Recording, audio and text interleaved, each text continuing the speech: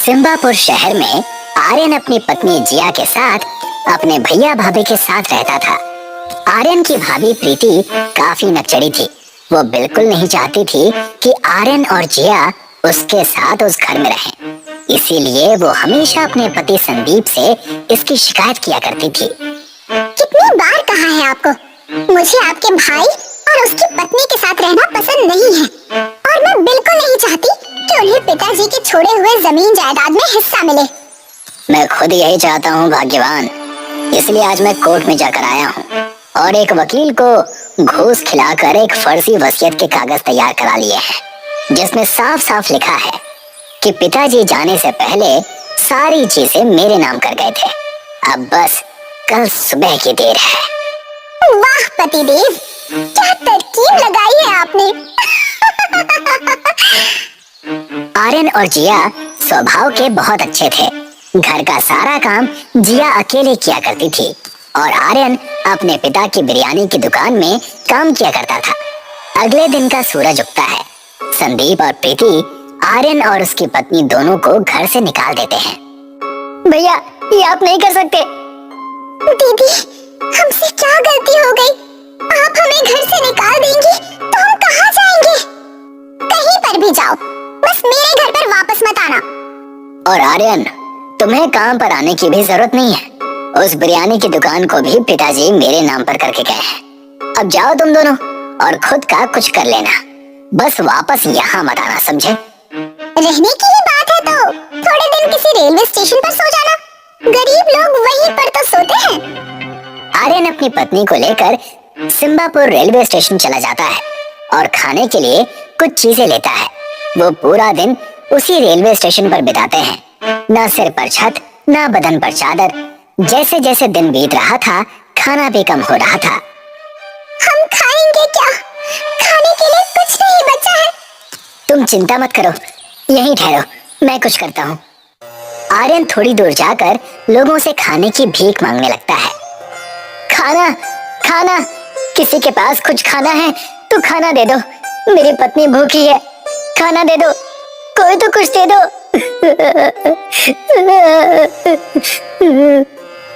आर्यन अपनी हालत पर फूट फूट कर रोने लगता है। तभी वहाँ पर एक छोटी लड़की आर्यन के पास आकर कहती है, आप रो क्यों रहे हो? मैं आपको खाना देती हूँ।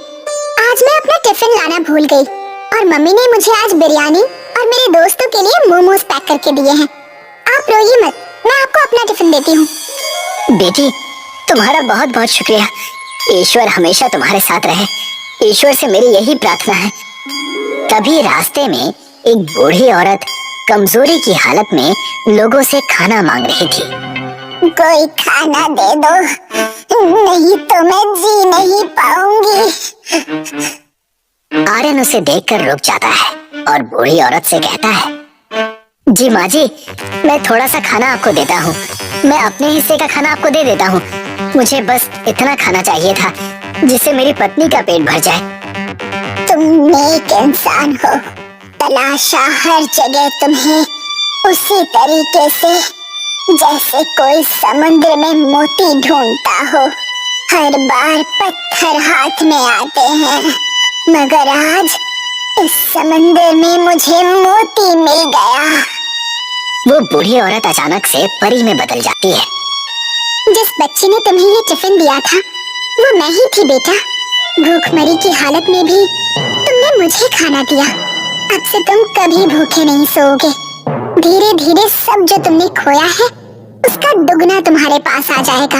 मेहनत करो और खूब तरक्की करो आर्यन। परी जादू से वहाँ स्टेशन पर एक दुकान खड़ी कर देती है जिस पर मोमोज बिरयानी लिखा होता है। कल से तुम यही बेचोगे। इस दुकान पर तुम काम करोगे। जो कोई तुम्हारे हाथ की बिरयानी खाएगा वो इसका दीवाना हो जाएगा। ये कहकर परी वहाँ से चली जाती है। आर्यन जिया को जाकर खाना देता है और उसे सारी बात बताता है। अच्छे लोगों के साथ बुरा होता है, सबने कहा और सुना है, मगर आज जो हमारे साथ हुआ है वो प्रमाण है कि ये वाक्य गलत है। अगले दिन आर्यन और जिया दोनों दुकान में जाते हैं जहाँ पर पहले से ही मोमोज बिरयानी बनाने की सामग्री वहाँ 2 पेटियों में रखी हुई थी और साथ ही वहाँ एक पर्ची भी थी जिसमें मोमोज बिरयानी बनाने का तरीका लिखा हुआ था। यहाँ तो पहले से ही सामग्री रखी हुई है। हम इस बिरयानी को सबके लिए बेचेंगे। इसे गरीब भी खरीद सकता है और अमीर भी। इस बिरयानी को हम 5 रुपए में बेचेंगे। सही कहा आपने। आर्यन और जिया मोमोज बिरयानी बना लेते हैं और उस मोमोज बिरयानी को रेलवे स्टेशन पर 5 रुपयों में बेचना शुरू कर देते हैं। थोड़ी देर बाद वहाँ कई सारे लोग उनकी बनाई हुई मोमोज बिरयानी खाने आ जाते हैं। बेटा, शुक्रिया, तुमने हम गरीबों को अपने ध्यान में रखकर ये अनोखी मोमोज बिरयानी 5 रुपए में बेचना शुरू किया। हमने भी दिन सहे हैं, हमें पता है कि कैसा लगता है। आप निश्चिंत रहिए और ये बताइए कि आपको और बिरयानी चाहिए क्या, क्योंकि उसके लिए और पैसे देने की जरूरत नहीं है। धीरे धीरे आर्यन और जिया की मोमोज बिरयानी पूरे शहर में प्रसिद्ध हो गई। सब लोग उसकी दुकान पर 5 रुपए की मोमोज बिरयानी खाने आने लगे। कई शहरों के धनवान भी उसके पास 5 रुपए वाली मोमोज बिरयानी खाने आते और उसे कई सारे पैसे देकर जाते। ये खबर हवा की तरह संदीप और प्रीति तक भी पहुंच जाती है। ये मैं क्या सुन रही हूँ पतिदेव? आर्यन और जिया फिर से अमीर बनते जा रहे हैं। उन्हें कई सारे शहर के धनवान लोग उस बिरयानी को खाकर ज्यादा पैसे भी दे रहे हैं उन्हें। जानता हूँ, मुझे भी समझ में नहीं आ रहा है। सब तो हमने उससे छीन लिया था, तब उसके पास ये दुकान खोलने के पैसे कैसे आए और इतने पैसे कैसे आए कि वो बिरयानी को 5 रुपयों में बेच रहा है। हम दोनों को जाकर देखना पड़ेगा, भाग्यवान। मगर वो हमसे बात भी करेगा क्या? वो सब मुझ पर छोड़ दो। मैं अपने भाई को जानता हूँ, उसका दिल बहुत कोमल है। वो मुझसे गुस्सा नहीं रह सकता है। संदीप और प्रीति दोनों आर्यन और जिया से मिलने उनकी दुकान पर पहुंच जाते हैं। मेरे भाई आर्यन, मुझे माफ कर देना, मुझसे गलती हो गई थी। जिया, मुझे भी माफ कर दो। हमने तुम लोगों के साथ बहुत बुरा किया। अरे दीदी, कोई बात नहीं, बुरा तो हमारे साथ हुआ, मगर हम टूटे नहीं और आप हमारे पास आ गई, तो मैं अभी कह सकती हूँ कि परिवार हमसे झूठे नहीं। संदीप भैया, हमने आप दोनों को माफ किया। मैं आप दोनों को मोमोज बिरयानी खिलाता हूँ। आर्यन दोनों को मोमोज बिरयानी खिलाता है। संदीप बातों बातों में आर्यन से मोमोज बिरयानी की दुकान का राज पूछता है और आर्यन अपने भाई पर भरोसा करके उसे बता देता है। भैया, हम 5 रुपयों में इस मोमोज बिरयानी को इसलिए बेच पा रहे हैं क्योंकि इस दुकान में 2 पेटियां हैं जिसमें हर दिन अपने आप मोमोज बिरयानी बनाने की सामग्री आ जाती है और पर्ची में मोमोज बिरयानी कैसे बनाते हैं वो भी लिखा हुआ है।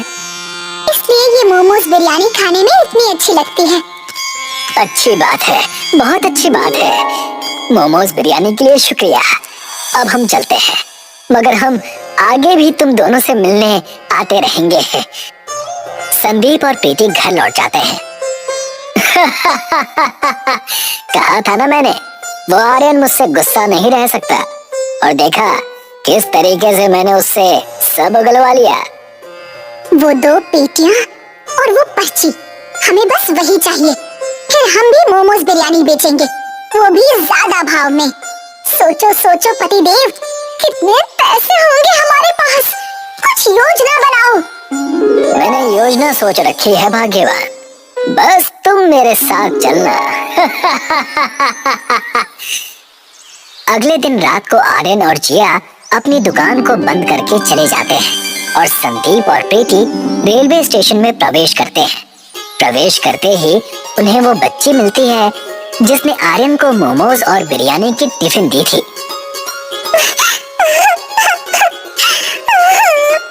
मैं रास्ता खो चुकी हूँ। अंकल जी, मेरी मदद कीजिए, मुझे घर छोड़ दीजिए। ऐ लड़की, यहाँ से भाग, जा यहाँ से, किसी और से मदद मांग। अरे, ये बच्ची यहाँ कैसे आ गई? ए, समझ नहीं आता क्या? निकल यहाँ से। वो बच्ची वहाँ से रोते रोते चली जाती है। संदीप और प्रीति आर्यन की मोमोज बिरयानी की दुकान पर पहुँचते हैं। देखो, यही है वो पेटियां जिसमें हर दिन उस अनोखी मोमोज बिरयानी बनाने की सामग्री अपने आप आ जाती है। और वो रही पर्ची जिसमें उस मोमोज बिरयानी को बनाने का तरीका लिखा है। कितना भोला है मेरा भाई, ऐसी चीज को कोई खुले में छोड़कर कैसे जा सकता है। मूर्ख भाई है मेरा, इसीलिए अब मैं धनवान हो जाऊंगा। संदीप और प्रीति उन दोनों पेटियों और पर्ची को उठाकर जाने लगते हैं। तभी उन्हें बीच में एक बूढ़ी औरत दिखाई देती है जो उन दोनों से मदद मांगती है। कोई मेरी मदद करो, कोई मुझे कुछ खाने के लिए दे दो, बड़ी भूख लग रही है। बेटा, पेटी में से कुछ खाने को दे दो। नहीं नहीं, हमारे पास आपको देने के लिए कुछ नहीं है। जैसे ही वो ये शब्द कहता है, वो बूढ़ी औरत परी में बदल जाती है और उन दोनों से कहती है, मैंने 2 बार रोकने की कोशिश की तुम दोनों को अपने कहर से बचाने की, मगर लालच को मैंने तुम्हारे अंदर वास करते देखा। नहीं मिलेगी माफी तुम दोनों को इस गुनाह की। धनवान होना था तुम दोनों को, अब सब छीन लिया जाएगा तुमसे। कूदता था तुम्हारा मन पैसा देखकर, अब कूदते रहना जिंदगी भर एक मेंढक की तरह। संदीप और प्रीति दोनों मेंढक में बदल जाते हैं। अगली सुबह होती है, आर्यन अपनी दुकान खोलता है और उसे वो दोनों पेटियां अपनी जगह पर ही दिखती हैं, जैसे पिछली रात कुछ हुआ ही ना हो। शहर में आर्यन आगे और कई सारी जगहों पर अपनी 5 रुपए की मोमोज बिरयानी की दुकान खोल लेता है और अपनी जिंदगी आराम से जीता है। एक गांव में अभिमन्यु नाम का व्यक्ति पनीर बिरयानी बेचा करता था। एक दिन अभिमन्यु बाजार में पनीर बिरयानी का ठेला लगाकर ग्राहकों को आवाज लगा रहा था, आइए आइए और पनीर बिरयानी का आनंद उठाइए। सभी का धंधा इस समय चल रहा है मंदा। मेरी बिरयानी के साथ मिला हुआ पनीर इस गर्मी में आपको कर देगा ठंडा। तभी वहाँ पर मुखिया आकर अभिमन्यु से बोला, अरे क्या बात है अभिमन्यु, कितनी देर से देख रहा हूँ कि ग्राहकों को आवाज लगा रहे हो, मगर कोई तुम्हारी पनीर बिरयानी खाने ही नहीं आ रहा।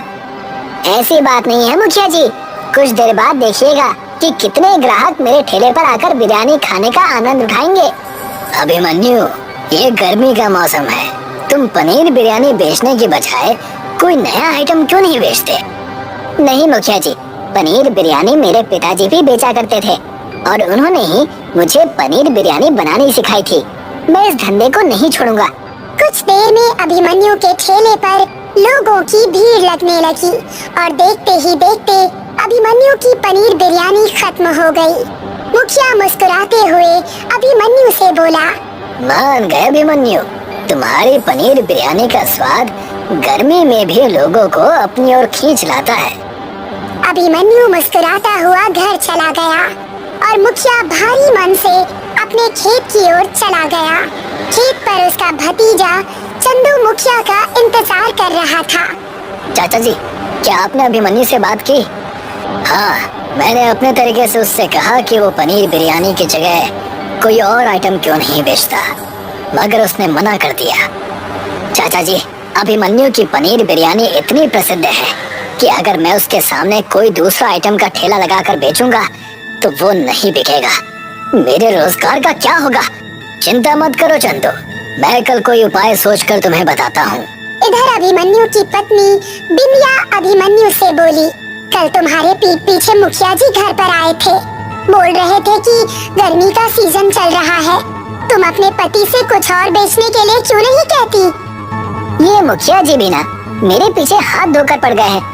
अरे भाई, जब मेरी पनीर बिरयानी सारे गांव में प्रसिद्ध है तो फिर मैं दूसरा आइटम क्यों बेचूं? सही बात है, आपकी पनीर बिरयानी तो भीषण गर्मी में भी लोग खाना पसंद करते हैं जी।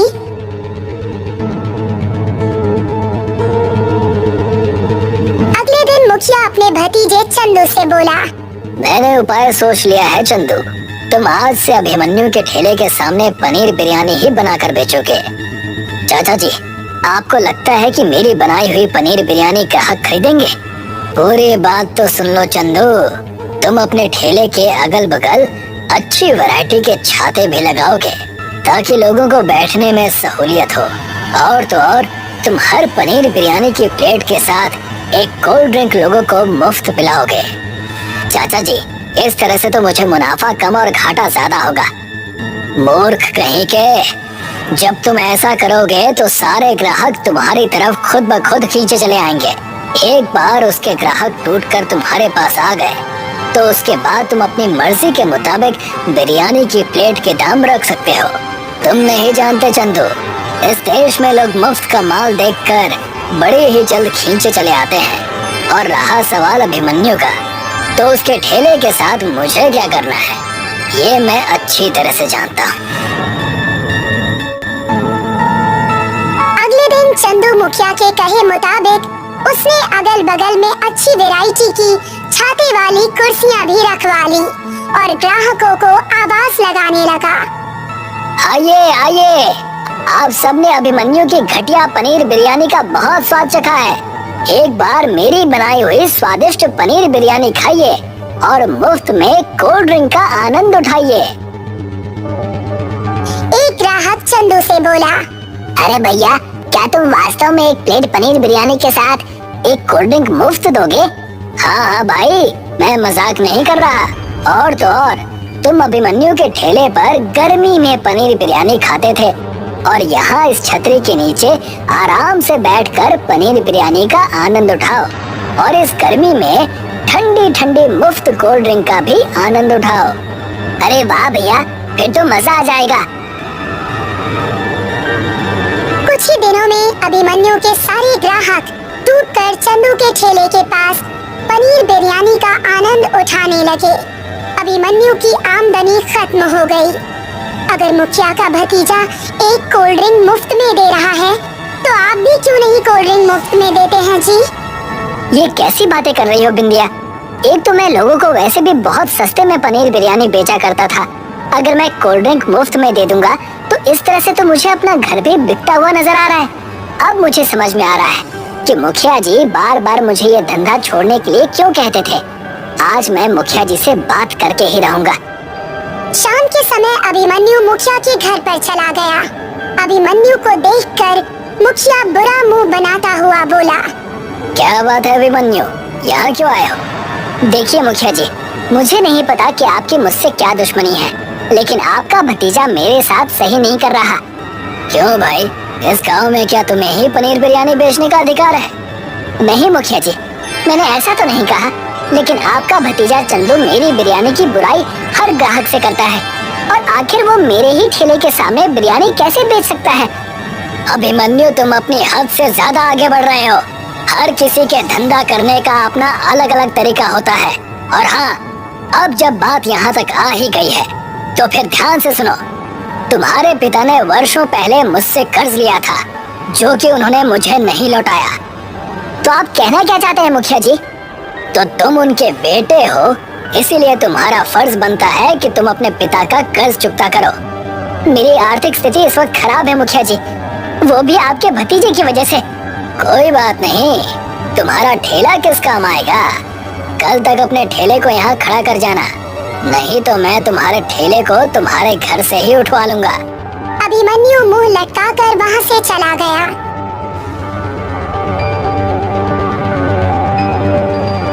अगले दिन मुखिया के आदमी अभिमन्यु का ठेला भी उठाकर ले गए। अभिमन्यु बेरोजगार हो गया। कुछ दिन ऐसे ही बीत गए। आखिर आप कब तक ऐसे ही घर पर बैठे रहेंगे? कुछ समझ में नहीं आ रहा बिंदिया, यहाँ तक कि धंधा और ठेला भी हाथ से चला गया। अब मैं क्या करूँ?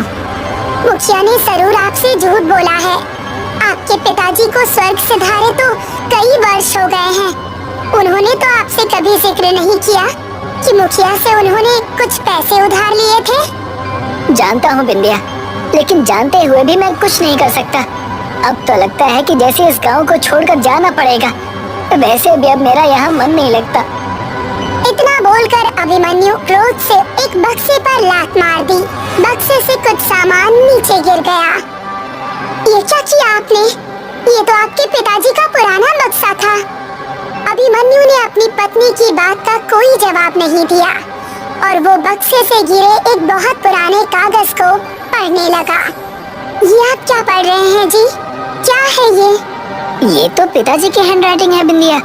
सिर्फ पिताजी ही इस गांव में 5वीं क्लास पास थे। इसमें बर्फ की बिरयानी के बारे में कुछ लिखा है। अचानक अभिमन्यु को कुछ याद आया।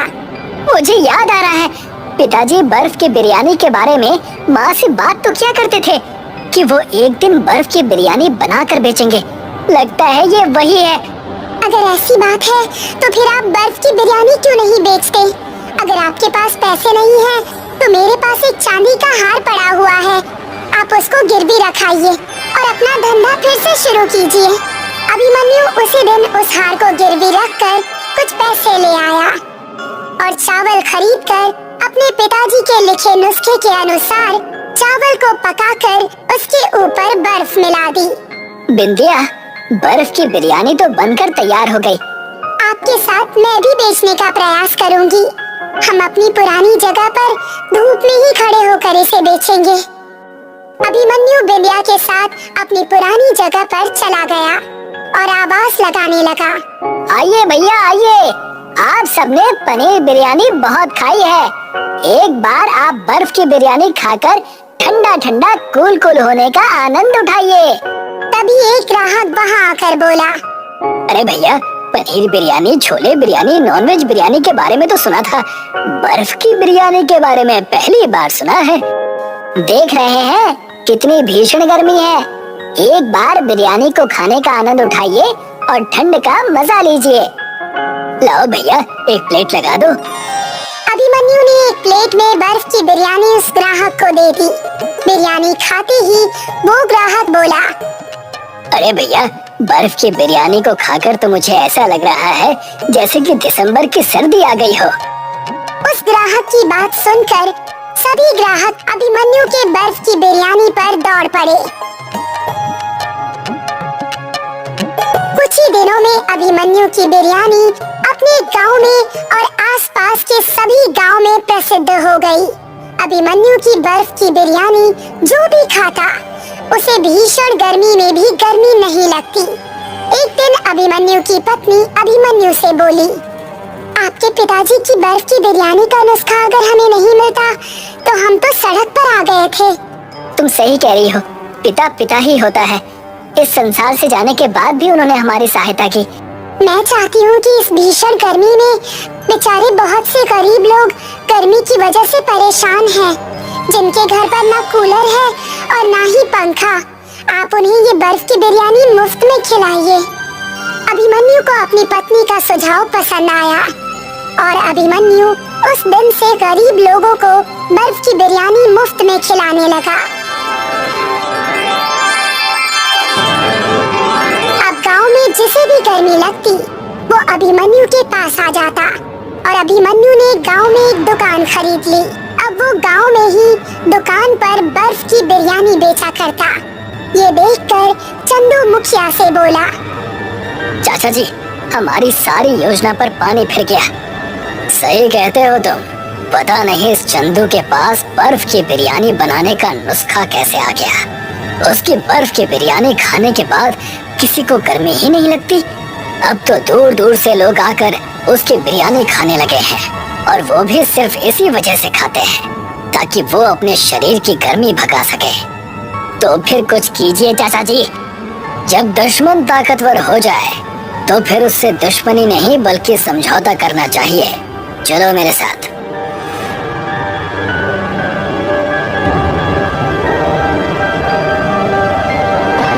मुखिया चंदू को लेकर अभिमन्यु के घर पर चला गया। मुखिया और चंदू को देखकर अभिमन्यु चौंकता हुआ बोला, मुखिया जी, आज आपको इस गरीब की याद कैसे आ गई? अभिमन्यु, तुम्हारी बर्फ की बिरयानी दूर दूर तक प्रसिद्ध हो चुकी है। अब तो लोग हमारे गांव का नाम भी बर्फ की बिरयानी के नाम से जानने लगे हैं। लेकिन मैं तुमसे समझौता करने आया हूँ। मेरा और आपका तो कभी कोई झगड़ा ही नहीं था मुखिया जी, तो फिर समझौता किस बात का? तुम एक नंबर के मूर्ख हो अभिमन्यु। तुम्हारे हाथ में बर्फ की बिरयानी का नुस्खा है। तुम चाहो तो इससे लाखों रुपए कमा सकते हो, लेकिन तुम पैसे कमाने के बजाय गरीब भिखारी को मुफ्त में बर्फ की बिरयानी खिला रहे हो। मुझे लगा था कि शायद आपको अपनी गलती का एहसास हो गया है, इसीलिए आप यहाँ आए हैं। पर मैं गलत था मुखिया जी, पैसा ही सब कुछ नहीं होता। गरीब की मदद करने से हमारे मन को जो शांति मिलती है ना, वो किसी भी पैसों से नहीं खरीदी जा सकती। आप यहाँ से जा सकते हैं। मुखिया और चंदू मुंह लटकाकर वहाँ से चले गए। अभिमन्यु आज भी बर्फ की बिरयानी बनाता है और उन्हें बेचता है।